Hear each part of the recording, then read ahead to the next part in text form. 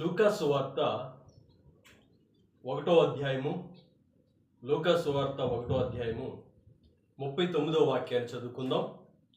ఆ దినములందు మరియ లేచి యోధా ప్రదేశంలోని కొండ సీమలోనున్న ఒక ఊరికి త్వరగా వెళ్ళి జకర్యా ఇంటిలో ప్రవేశించి ఎలిజబెత్తుకు వందనము చేసెను.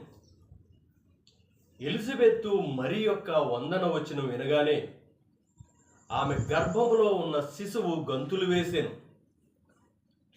అంతటా ఎలిజబెత్తు పరిశుద్ధాత్మతో నిండుకొనిదై బిగ్గరగా ఇట్లనెను. ప్రభునందు ప్రియమైన వారలారా, గమనించండి, మరియా ఎలిజబెత్తు దగ్గరికి వెళ్ళి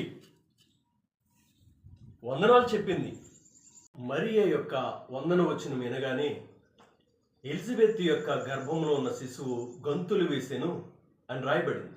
అంటే వందనాలకి ఎంత శక్తి ఉంది? దేవుని ప్రజలు కలుసుకున్నప్పుడు వందనాలు తెలియచేయాలి.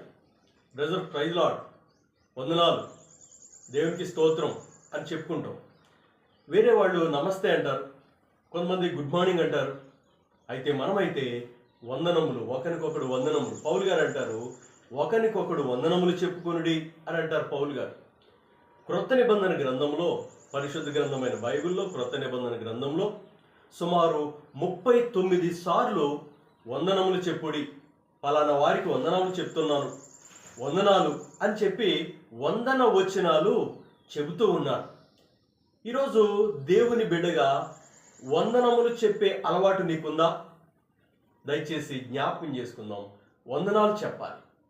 ప్రతి ఒక్కరికి వందనాలు చెప్పాలి. దేవుని ప్రజలైన వారికి వందనాలు చెప్తే ప్రభువు స్తుతించబడుతున్నాడు, ప్రభువు మహిమపరచబడుతున్నాడు, మన ఆత్మీయత బలపరచబడుతుంది.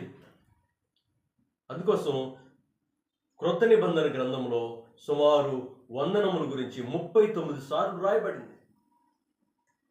పౌలు గారు పత్రికలు రాసేటప్పుడు శుభములు తెలియచేశారు. పౌలు గారు పత్రికలు రాసేటప్పుడు శుభాలు తెలియచేశారు.